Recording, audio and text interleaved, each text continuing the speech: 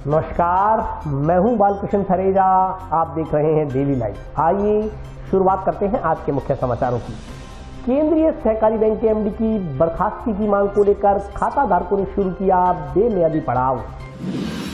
जिला कलेक्टर रुक्मिणी रियार ने की जन सुनवाई, मौके पर दिए समस्याओं के समाधान के निर्देश। 16 सूत्री मांगों को लेकर मनरेगा श्रमिकों ने कलेक्ट्रेट के समक्ष किया प्रदर्शन। भगवान परशुराम कुंड आमंत्रण यात्रा पहुंची हनुमानगढ़, सर्व समाज ने किया स्वागत। अखिल राजस्थान राज्य कर्मचारी संयुक्त महासंघ ने 15 सूत्री मांगों को लेकर रखी एक दिन की हड़ताल। और अब समाचार विस्तार से। रतनपुरा ग्राम सहकारी समिति में हुए करोड़ों रुपए के गबन के मामले में केंद्रीय सहकारी बैंक के एमडी की कथित संलिप्तता के विरोध में पीड़ित किसानों ने जंक्शन स्थित बैंक कार्यालय के समक्ष बेमियादी पड़ाव शुरू कर दिया। गरीबों का पैसा वापस दो, एमडी को बर्खास्त करो, एमडी को बर्खास्त करो। दीपक कुक्कड़ चोर है, दीपक कुक्कड़ चोर है।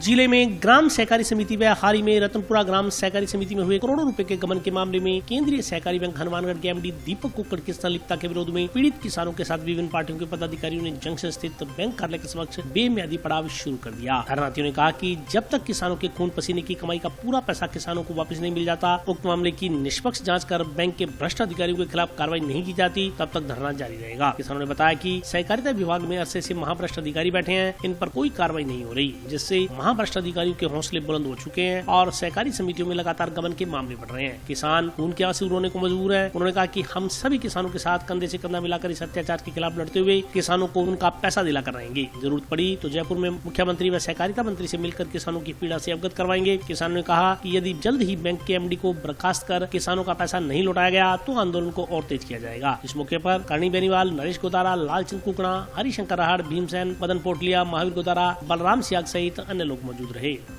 ये जो रतनपुरा रामचंद्र सोसाइटी के अंदर जो ये 15 करोड़ रुपए का जो घोटाला हुआ है, हमने कल एमडी को पूरी तरह घेराव किया और कलेक्टर कार्यालय के अंदर कलेक्टर महोदय ने हमें बहुत बुरी तरीके से 7 दिनों का टाइम मांगा।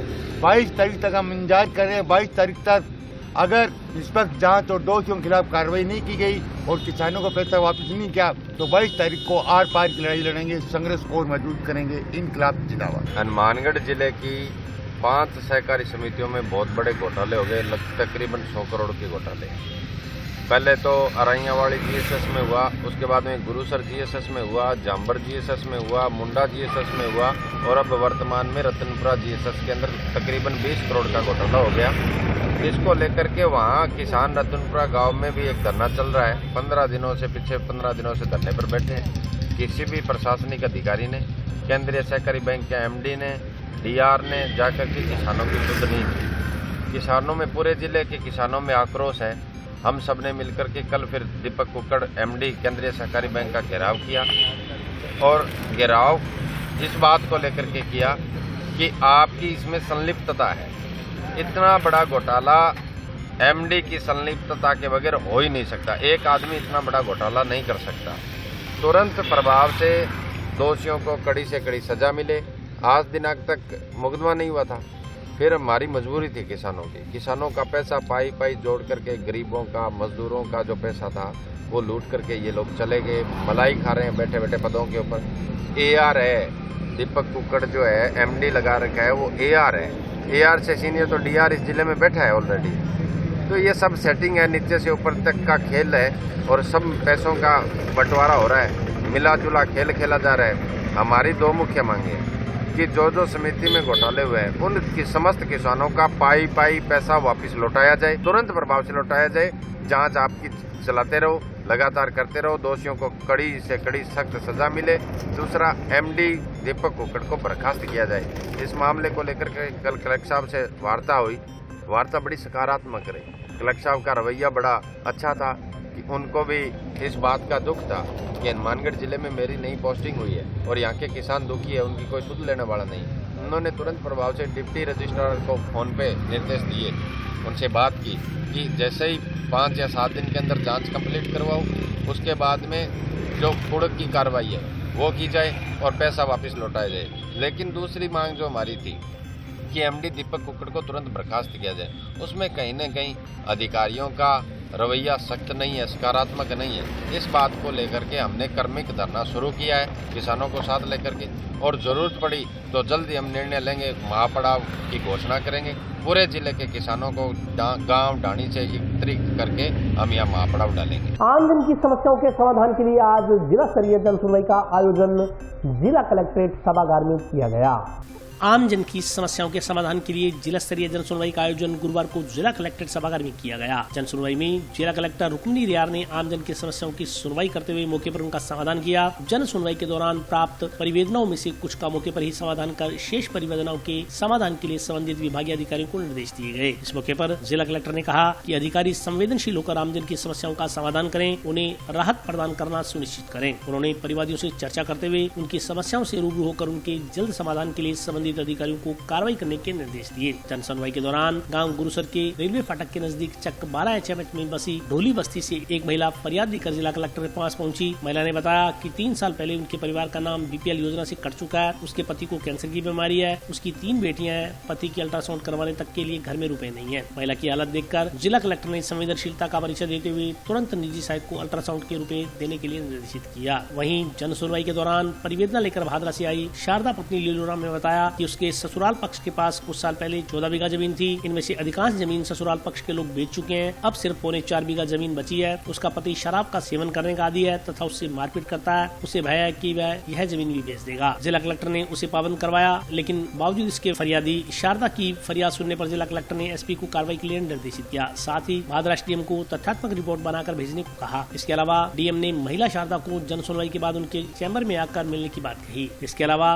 जिला कलेक्टर ने जिला स्तरीय जन सुनवाई में परिवेदनाओं को लेकर पहुंचे नागरिकों की समस्याओं का मौके पर ही समाधान कर राहत पहुंचाई। जिला स्तरीय जन सुनवाई में संग्रिया विधायक गुरदीप सिंह शापिनी सहित अन्य जनप्रतिनिधि व जिला स्तरीय अधिकारी मौजूद रहे।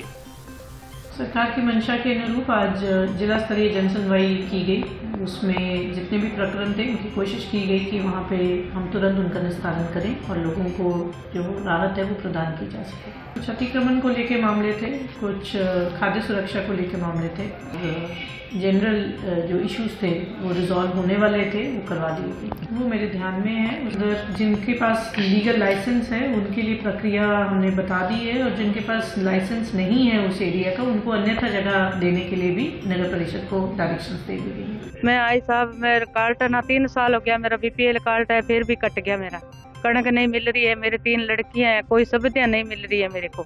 चिरंजीवी कार्ड जुड़ाया है तो उसने बोलता है कि बाहर से अल्ट्रासाउंड कराओ, फलाना कराओ, मेरे को कोई सुविधा नहीं मिल रही। फेफड़े के अंदर कैंसर है, कोई इलाज नहीं मिल रहा है मेरे को। मैं चिरंजीवी कार्ड 850 का जुड़ा लिया, फिर भी मेरे को नहीं सुविधा में।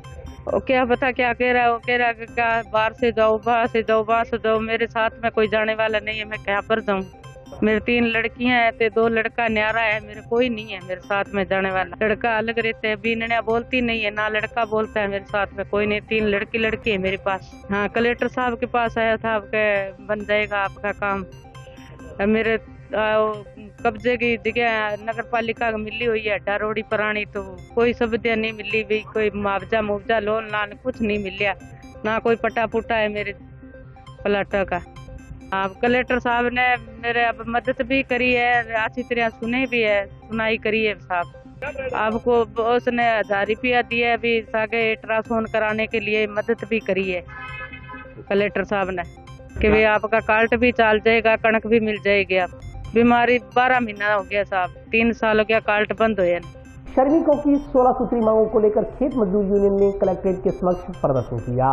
पूरी मजदूरी, 125 दिन काम और कार्यस्थल पर दवाई पानी छांव आदि की व्यवस्था करने सहित 16 सूत्री मांगों को लेकर नरेगा व खेतिहर मजदूरों ने गुरुवार को पूर्व घोषणा अनुसार अखिल भारतीय खेत मजदूर यूनियन के बैनर तले जिला कलेक्ट्रेट के समक्ष प्रदर्शन किया। प्रदर्शन स्थल पर सभा का भी आयोजन किया गया। सभा के बाद जिला कलेक्टर को मांग पत्र सौंपा गया। सभा को संबोधित करते हुए श्रमिक नेताओं ने कहा कि खेत मजदूरों के लिए मनरेगा बहुत बड़ा सहारा है, लेकिन सरकार इस योजना को लागू करने की बजाय कागजों में और प्रचार का साधन रखना चाहती है। सरकार ने घोषणा की है कि मनरेगा मजदूरों को रोजाना 231 रूपए मिलेगा, जो सबसे कम है। पंजाब, दिल्ली व केरल सहित अन्य राज्यों में 700 रूपए न्यूनतम मजदूरी मिल रही है, लेकिन घोषणा के अनुसार 231 रूपए मजदूरी भी प्रदेश के किसी मनरेगा मजदूर को नहीं मिल पा रही। किसी को 110 तो किसी को 130 रूपए मिल रहे हैं। 125 दिन काम देने की घोषणा भी पूरी नहीं हो रही। औसतन 50-60 दिन काम मनरेगा मजदूरों को मिल रहा है। वक्ताओं ने कहा कि सरकार की घोषणा अनुसार मांगने पर काम नहीं मिल रहा, 6 नंबर फार्म नहीं भरा जाता, काम पूरा न मिलने के कारण मजदूर का परिवार चलना मुश्किल हो रहा है। कार्यस्थल पर दवाई, पानी, छांव, पालने सहित अन्य सुविधाएं उपलब्ध नहीं करवाई जा रही। कार्यस्थल पर नेटवर्क न होने के कारण, ऑनलाइन हाजिरी नहीं लगने के कारण मजदूर को वापस भेज दिया जाता है। मेटों का भी भुगतान बकाया है। उन्होंने मांग की कि सरकार ने जो घोषणाएं की हैं उन्हें अविलंब लागू किया जाए। वक्ताओं ने कहा कि मनरेगा योजना भारतवर्ष की सबसे बड़ी कल्याणकारी योजनाओं में शुमार है। इस योजना से आम नागरिकों को अपनी ग्राम पंचायत स्तर पर रोजगार के अवसर प्राप्त होते हैं। पूरे भारतवर्ष के ज्यादातर गरीब लोगों को आजीविका कमाने में यह योजना मील का पत्थर साबित हुई है। लेकिन पिछले कुछ समय से इस योजना से जुड़े मेट, जो कि इस योजना की सबसे महत्वपूर्ण कड़ी है तथा जो मनरेगा योजना की मुख्य अधूरी है, वे विभिन्न समस्याओं से जूझ रहे हैं। मनरेगा मेटों को संविदा कर्मी या राज्य कर्मचारी घोषित नहीं किया गया है। बार बार अवगत करवाने के बावजूद भी कोई परिणाम आज तक नहीं निकला। जिला कलेक्टर को सौंपे गए ज्ञापन में मनरेगा मजदूरों को घोषित 231 रूपए मजदूरी देने, न्यूनतम मजदूरी बढ़ाकर 400 रूपए करने, मनरेगा कार्यस्थल पर दवाई, पानी, छांव, पालना की व्यवस्था करने, 125 दिन काम देने, ऑनलाइन हाजिरी न लगने की स्थिति में मस्टोल की हाजिरी मानने व मेटों का बकाया भुगतान करने आदि की मांग की गई है।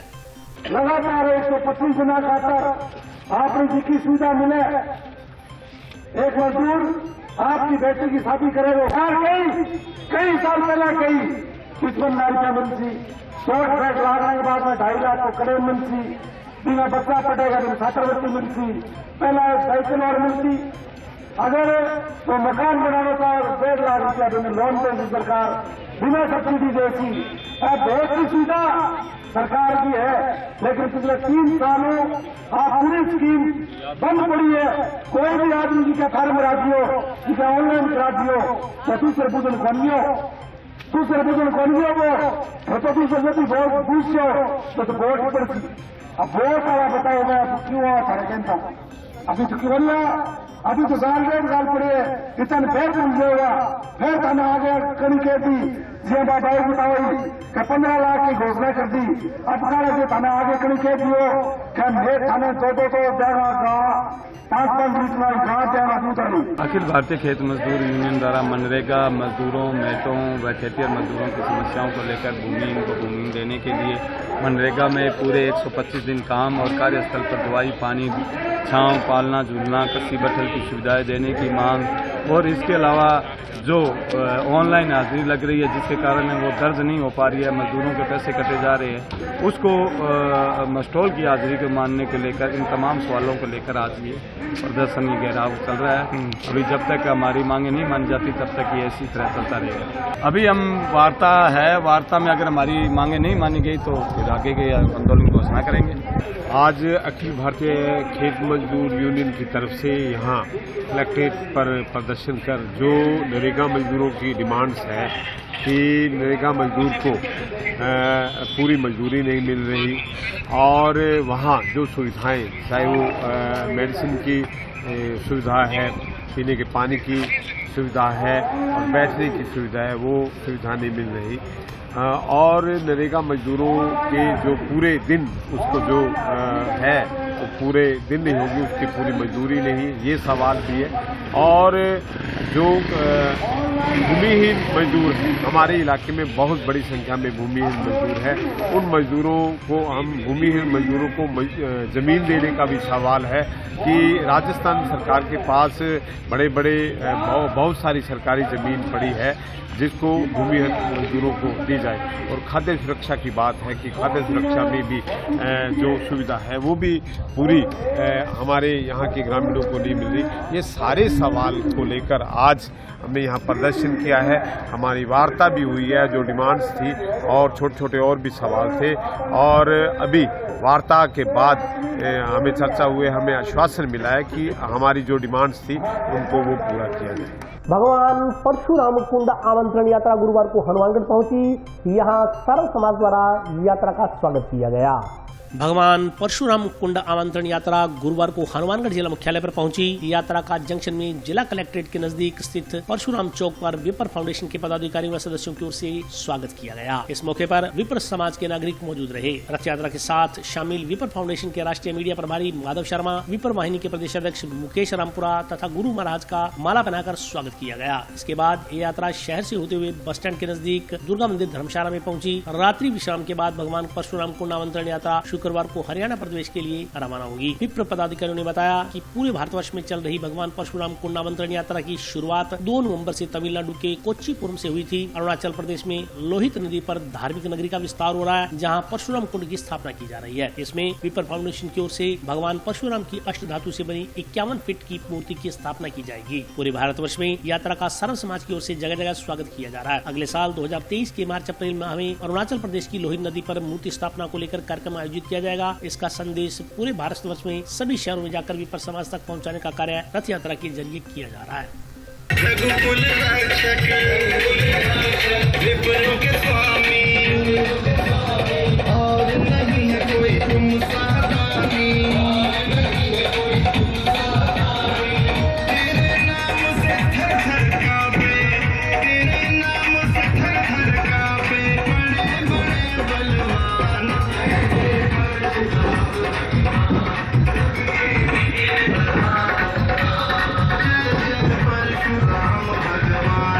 आज परशुराम चौक पर विप्र फाउंडेशन द्वारा सर्व समाज के सहयोग से कार्यक्रम किया जा रहा है, जिसमें पूरे भारतवर्ष में भगवान परशुराम कुंड आमंत्रण रथ यात्रा जो चल रही है वो हनुमानगढ़ में पहुंची है, जिसका सभी समाज ने मिलकर भव्य स्वागत किया जा रहा है। यात्रा हमारी चल रही है जो दुर्गा मंदिर धर्मशाला तक जाएगी, जिसमें अरुणाचल प्रदेश की लोहित नदी में वहाँ धार्मिक नगरी जो है विकसित की जा रही है।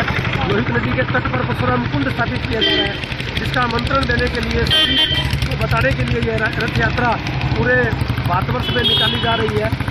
इसके साथ माधव शर्मा जो राष्ट्रीय मीडिया प्रभारी और मुकेश रामपुरा जो विप्र वाहिनी के प्रदेश अध्यक्ष हैं, साथ में गुरु महाराज इनके साथ हैं, सभी समाज के लोगों से मिलकर के यह आगे बढ़ रही है। हनुमानगढ़ में बहुत उत्साह है, बहुत ही सभी समाज के लोगों ने इसमें उत्साह से भाग लिया है और यह यात्रा जो है लगातार निरंतर जारी रहेगी और कल सुबह 9 बजे हरियाणा के लिए रवाना हो जाएगी। परशुराम चौक से अभी चूना फाटक के लिए चल रही है। चूना फाटक होते हुए बाजार और रेलवे स्टेशन और भगत सिंह चौक से राजीव चौक होते हुए बस स्टैंड और बस स्टैंड से फिर दुर्गा मंदिर धर्मशाला में जाकर इसका समापन होगा। हमारे आज सभी ब्राह्मण और सभी समाज हमारे शहर की जो है शुभकामना के लिए ये आज जो रथ यात्रा है भगवान का आशीर्वाद से तो विष्णु भगवान के छठे अवतार की परशुराम जी के आशीर्वाद सभी को मिलेगा और उनके आशीर्वाद से ही हमारे शहर की सुख समृद्धि,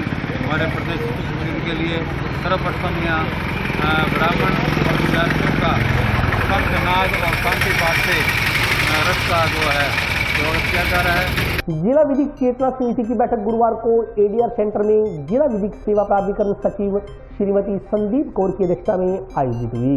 जिला विधिक चेतना समिति की बैठक गुरुवार को जिला मुख्यालय पर स्थित एडीआर सेंटर में जिला विधिक सेवा प्राधिकरण सचिव श्रीमती संदीप कौर की अध्यक्षता में आयोजित हुई। इसमें रालसा के निर्देशानुसार 2022 में एक्शन प्लान के तहत आयोजित किए जाने वाले कार्यक्रमों के क्रियान्वयन पर चर्चा के साथ आगामी साल 2023 में रालसा की ओर से तैयार किए गए एक्शन प्लान के प्रभावी क्रियान्वयन के लिए सुझाव दिए गए। मीडिया से बात करते हुए एडीजे संदीप कौर ने बताया कि गुरुवार को जिला विधिक चेतना समिति की इस वर्ष की अंतिम बैठक आयोजित की गई। रालसा की ओर से वर्ष 2022 के लिए तैयार किए गए एक्शन प्लान के तहत जिला विधिक सेवा प्राधिकरण हनुमानगढ़ की ओर से लॉन्च किए गए कैंपेन के प्रभावी क्रियान्वयन को लेकर बैठक में चर्चा की गई। साथ ही आगामी साल के लिए रालसा की ओर से लॉन्च किए गए जनवरी, फरवरी व मार्च माह के एक्शन प्लान का बेहतर तरीके से क्रियान्वयन हो, इसके लिए सुझाव लिए गए। एडीजे ने बताया कि वर्ष 2023 की पहली राष्ट्रीय लोक अदालत 11 फरवरी को आयोजित की जाएगी। इस वर्ष की अंतिम राष्ट्रीय लोक अदालत में जिला विधिक सेवा प्राधिकरण हनुमानगढ़ ने तकरीबन 1 लाख मुकदमों का निस्तारण किया था। यह न्यायिक अधिकारियों, स्टाफ, बार संघ, रेवेन्यू अथॉरिटी के सामूहिक प्रयासों से संभव हो सका। उन्होंने कहा कि अगले साल के एक्शन प्लान का प्रभावी तरीके से क्रियान्वयन हो, इसके लिए बैठक में सुझाव आए हैं। इसके लिए नागरिकों का सहयोग आवश्यक है ताकि विधिक जागरूकता सब तक पहुंच सके।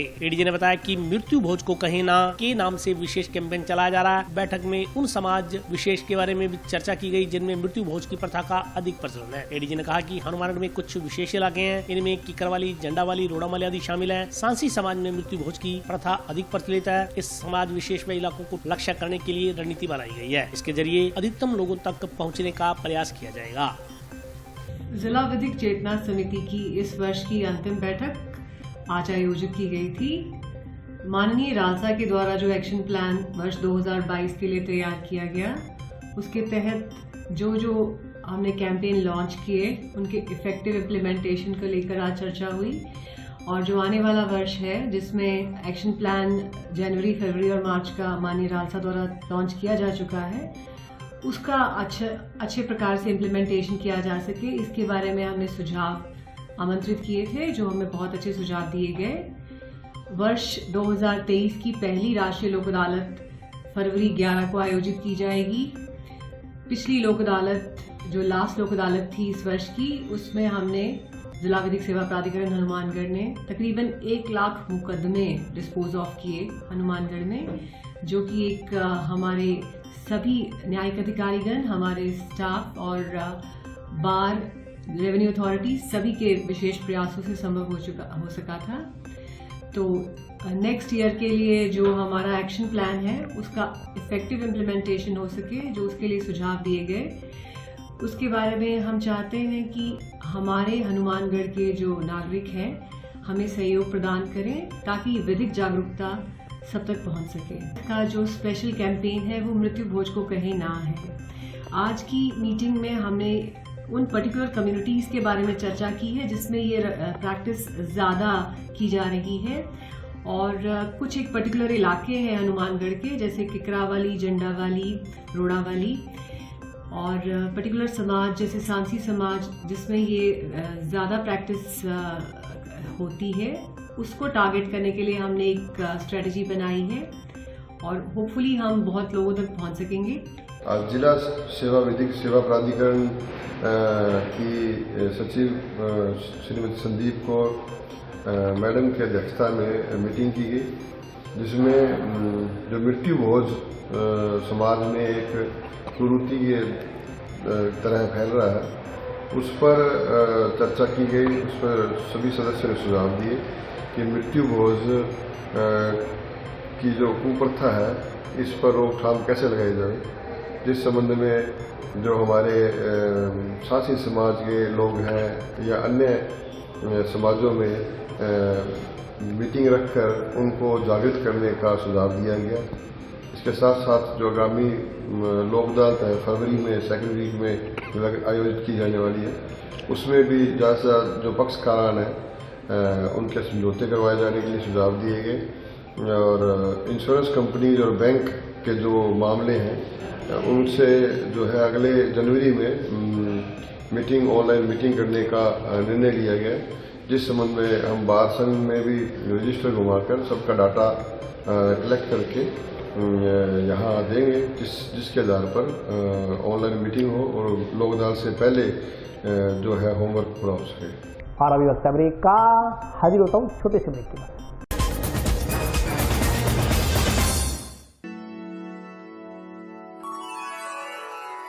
यूं तो कई बार मुझे हंसते देखा है, पर ये हंसी कुछ और है। ये गहना मुझ पर जचता है, पर ये महज एक गहना नहीं, ये रूपरेखा है मेरे मन की, हंसती खिलखिलाती लहरों की, जो आतुर थी अब तक मुझ पर सजने को। इसलिए ये गहना ही मेरा सच्चा श्रृंगार है, श्रृंगार है, श्रृंगार है।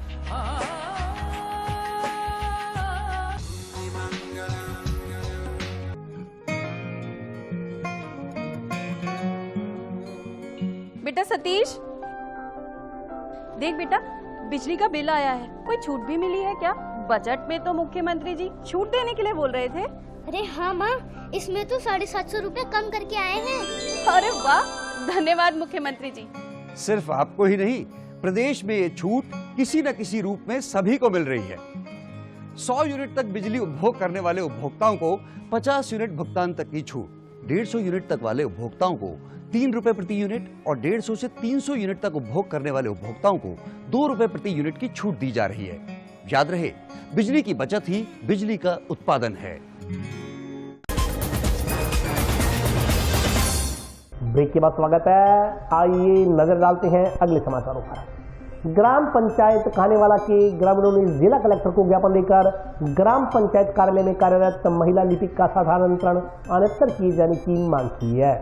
ग्राम पंचायत कानेवाला के ग्रामीणों ने गांव के ग्राम पंचायत कार्यालय में कार्यरत एक क्लर्क द्वारा ग्रामीणों से किए जा रहे दुर्व्यवहार के कारण उक्त क्लर्क को हटाए जाने की मांग की है। आज जिला कलेक्टर को दिए गए ज्ञापन में ग्रामीणों ने कहा कि वे सभी गांव कानेवाला तहसील पीलीबंगा के रहने वाले हैं। ग्राम पंचायत कानेवाला में एक महिला LDC के पद पर पदस्थापित है। गाँव की महिलाएं व पुरुष जब उक्त महिला कर्मचारी के पास नरेगा में मजदूरी लेने हेतु या अन्य काम से जाते हैं तो उक्त कर्मचारी सबके साथ दुर्व्यवहार करती है। ज्ञापन के अनुसार उक्त कर्मचारियों द्वारा ऐलानिया धमकियां देकर या राजनीतिक पहुंच का तकाजा देकर उनको डरा धमकाकर चुप कराने का प्रयास किया जाता है। ग्रामीण के अनुसार उक्त कर्मचारी अपनी मनमर्जी से काम करती हैं, वह ग्रामीणों का कहा नहीं मानती। ज्ञापन में आरोप लगाया गया कि मनरेगा मेटों के साथ उक्त कर्मचारी का रवैया सही नहीं है। उक्त कर्मचारी अपने जानकार श्रमिकों को नजदीक का स्थान देकर मस्टोल देती है। जो उसकी बात को नहीं मानता या उसका परिचित नहीं है उसको दर्जनों किलोमीटर दूर ग्राम पंचायत चक 2 HDP या 2 TKW का मस्टोल देने के लिए बाध्य करती है। मजबूर बेरोजगार मेटों को मजबूरन उस कर्मचारी की बात माननी पड़ रही है। ज्ञापन में उक्त महिला कर्मचारी को अन्य किसी ग्राम पंचायत में लगाने की मांग की गई है। और जो LDC पद पर है वो हमारे को कोई काम नहीं देते हैं। जो भी जाते हैं तो बच्चे छात्रवृत्ति के लिए जाते हैं, पंजीकरण कराने के लिए जाते हैं तो कह देते हैं 10 दिन ठहर के आना, 5 दिन ठहर के आना। जहाँ कोई जॉब कार्ड बनवाना है तो कहते हैं 3 महीने बाद बनेगा। ऐसे करतूते करते हैं। जो भी समझाने की कोशिश करते हैं गांव वाले तो उनके गलगलोचे पड़ती हैं। आज हम कलेक्टर साहब से मिले हैं और उनके लिए दरखास्त लगाई है तो हमारा काम होना चाहिए। हाँ जी, आज हम खरा चक कानेवाला जो हनुमानगढ़ जिले में पड़ता है और उस गांव में जो LDC पद पर है वो कोई भी काम के लिए जाता है किसी भी प्रकार का हो तो उसको आगे लटका देते हैं। 4 दिन में आ जाना, 5 दिन में आ जाना और वो जो है मतलब धमका के भगा देते हैं गरीब लोगों को। और गांव के लोग अनपढ़ है वो इतना ध्यान नहीं देते। तो इसलिए हम ज्ञापन देने के लिए आए कलेक्टर साहब के कि जो उस पर कार्रवाई हो और उसका तबादला हो और कुछ नया जो है उस पद पर नियुक्त किया जाना चाहिए। हम मांग करते हैं कि आगे भी गांव में किसी प्रकार की जो है व्यवस्था ना बिगड़े तो हम इसलिए ज्ञापन देने के लिए आए। अखिल राजस्थान राज्य कर्मचारी संयुक्त महासंघ ने अपनी 15 सूत्री मांगों को लेकर आज एक दिन की हड़ताल रखी। सरकार मुर्दाबाद मुर्दाबाद मुर्दाबाद। वेतन भत्ते दे न सके वो सरकार निकम्मी है, वो सरकार निकम्मी है, वो निकम्मी है। अखिल राजस्थान राज्य कर्मचारी संयुक्त महासंघ ने अपने 15 सूत्री मांग पत्र को पूरा करवाने की मांग को लेकर आज 1 दिवसीय हड़ताल रखी। अखिल राजस्थान राज्य कर्मचारी महासंघ पदाधिकारियों ने बताया कि सरकार बार बार उनसे धोखा कर रही है और कर्मचारियों को उनका हक प्रदान नहीं कर रही। उन्होंने कहा कि कर्मचारी अपनी 15 सूत्री मांगों को लेकर कई बार हड़ताल कर चुके हैं। इस बीच राज्य सरकार से कई बार लिखित में समझौता भी हो चुका है, मगर इसके बावजूद सरकार वक्त बदलने के साथ साथ अपने निर्णय भी बदल रही है। इससे कर्मचारियों में सरकार के प्रति भरोसा कम होता जा रहा है। उन्होंने चेतावनी दी कि यदि सरकार ने उनसे किए गए लिखित समझौते को लागू नहीं किया तो 25 दिसंबर से आंदोलन को तेज किया जाएगा। आज राजस्थान के तमाम जिलों में अखिल राजस्थान राज्य कर्मचारी संयुक्त महासंघ के आह्वान पर 1 दिन का धरना प्रदर्शन कर मुख्यमंत्री राजस्थान सरकार एवं सचिव राजस्थान सरकार के नाम पर हमारा 15 सूत्री मांग पत्र देने का कार्यक्रम है, जिसमें हमारे साथ बार बार सरकार समझौता कर रही है। कुछ घटक संगठनों के साथ लिखित समझौता भी हुआ है, लेकिन सरकार हमारी मांगे मानने के लिए तैयार नहीं है। तो हमारा मांग पत्र है 15 सूत्री। सरकार से हमारा फिर अनुरोध है कि हमारी मांगों पर गौर किया जाए। अगर हमारी मांगे नहीं मानी जाती है तो 25 दिसंबर को जयपुर में महासमिति की एक मीटिंग है, उसमें आगे की हमारी रणनीति तय की जाएगी और हम आगे आंदोलन करने के लिए मजबूर होंगे। हमारे जो जैसे कि जिलाध्यक्ष महोदय ने बताया, मुख्यतः मांगे हैं जो वेतन विसंगति है उसको इम्प्रूव करने की, और जो NPS 2004 गवर्नमेंट ने लागू किया था उसमें जो पुनर्भरण राशि है उससे संबंधित मांग है, और विद्यालयों में कुक हेल्पर है उनका मानदेय वगैरह बढ़ाया जाए। इसके साथ ही जो हमारे शिक्षकों को गैर शैक्षणिक कार्यों में लगाया जाता है उसको हटाने के लिए वो भी मांगे हमारी शामिल है, क्योंकि ये संयुक्त कर्मचारी संघ महासंघ का जो विरोध प्रदर्शन, धरना प्रदर्शन है, उसमें हम घटक संगठन है, तो हमारे शिक्षकों की मांगे भी इसमें शामिल है। राजस्थान पेंशन समाज के पदाधिकारियों ने जिला कलेक्टर के माध्यम से मुख्यमंत्री को ज्ञापन प्रेषित कर विभिन्न समस्याओं के समाधान की मांग की है। राजस्थान पेंशन समाज ने जिला कलेक्टर को ज्ञापन देकर वर्ष 2016 के दौरान सेवानिवृत्ति कार्मिकों को सेवानिवृत्त होने पर 7वें वेतनमान के अनुरूप ग्रेच्युटी, कम्यूटेशन राशि व संचित 300 अवकाश तक का नकद भुगतान करने की मांग की है। ज्ञापन में कहा गया है कि वर्ष 2009 में माननीय उच्चतम न्यायालय की खंडपीठ द्वारा मंत्रालय कर्मचारियों के खिलाफ निर्णय दिए जाने के उपरांत भी पूर्व में कर्मचारियों को विभागीय अधिकारियों उच्च न्यायालय द्वारा दिए गए चयनित वेतनमान का लाभ की वसूली नहीं करने का ऐतिहासिक निर्णय प्रदेश सरकार ने दिया था। ज्ञापन के अनुसार अल्प वेतनभोगी कर्मचारियों को पूर्व में दिए गए लाभों की वसूली नहीं करने का निर्णय लेकर कर्मचारियों को राहत प्रदान की गई थी। 7वें वेतनमान के त्रुटिपूर्ण आदेश से वर्ष 2016 के दौरान सेवानिवृत्त कार्मिकों को उक्त तीनों परिलाभों की गणना 6ठे वेतनमान के अनुसार कर अब भुगतान किया जाए। ज्ञापन के अनुसार 30 से 40 वर्षों के सेवा काल को पूर्ण कर वर्ष 2016 के दौरान सेवानिवृत्त कार्मिकों को लागू वेतनमान के अनुरूप ग्रेजुएटी, 300 संचित अवकाश एवं कंप्यूटेशन पेंशन राशि एक मुश्त नकद नहीं मिलना उसकी पारिवारिक, सामाजिक व भविष्य की आर्थिक सुरक्षा के दायित्वों के निर्वहन पर पूरी तरह से कुठाराघात है। ज्ञापन में जिला कलेक्टर के माध्यम से मुख्यमंत्री को भेजे गए ज्ञापन में सेवानिवृत्त कर्मचारियों ने विभिन्न समस्याओं के समाधान की मांग की है। हम आज ज्ञापन एक देने आए मुख्यमंत्री जी को और कलेक्टर के माध्यम से देना है, तो उसके लिए हम मिले थे, जिसमें मुख्य मांग ये है कि 2016 में जो कर्मचारी रिटायर हुए उनको ग्रेच्युटी, कम्यूटेशन और जो उनकी लीव होती है क्रेडिट पे, उसका पूरा बेनिफिट नहीं मिला। उसके लिए हमारे को 400 कुछ मेंबर्स हैं अपने डिस्ट्रिक्ट में, उनके लिए हमने निवेदन किया मुख्यमंत्री महोदय को कि आप उनके ऊपर भी विचार करो और रिवाइज ऑर्डर जारी कर दो, जिससे कि बेनिफिट उनको पूरा मिल सके दूसरों के बाद, ताकि कोई डिस्क्रिमिनेशन नहीं। इसी बात को कहने के लिए कलेक्टर साहब के पास जंक्शन स्थित हाउसिंग बोर्ड कॉलोनी में वीरवार से श्रीमद् भागवत कथा का शुभारंभ किया गया। कथा से पहले श्रद्धालुओं द्वारा कलश यात्रा निकाली गई। जंक्शन स्थित हाउसिंग बोर्ड कॉलोनी में श्रीमद् भागवत कथा का वाचन वीरवार से शुरू हुआ। इस संदर्भ में जानकारी देते हुए श्रद्धालुओं ने बताया कि कथा से पूर्व श्रद्धालुओं द्वारा कलश यात्रा निकाली गई। उन्होंने बताया कि श्रीमद् भागवत कथा का वाचन दोपहर 12 बजे से शाम 4 बजे तक होगा। उन्होंने धर्म प्रेमी लोगों से कथा स्थल पर पहुंचकर कथा श्रवण करने का आह्वान किया। आपको ही अपने हनुमानगढ़ शहर के अंदर हाउसिंग बोर्ड कॉलोनी में कड़वासरा कॉलोनी के पास आज से ही श्रीमद् भागवत कथा का भव्य रूप से शुभारंभ होने जा रहा है और इसी श्रीमद् भागवत कथा के आरंभ के पूर्व श्री कलश यात्रा का शुभारंभ किया गया है।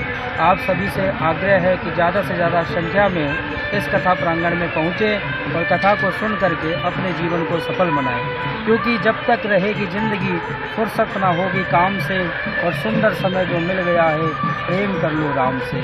यह आयोजन समस्त और समाज के कल्याण के लिए किया गया है, इसलिए ज़्यादा से ज़्यादा संख्या में आएँ और कथा को श्रवण कर अपने जीवन को सफल बनाएं। कथा का समय अपने 12 बजे से लेकर के 4 बजे तक किया जाएगा। और आज के लिए बस इतना ही। कल फिर हाजिर होता हूँ नई समाचारों के साथ। तब तक के लिए नमस्कार।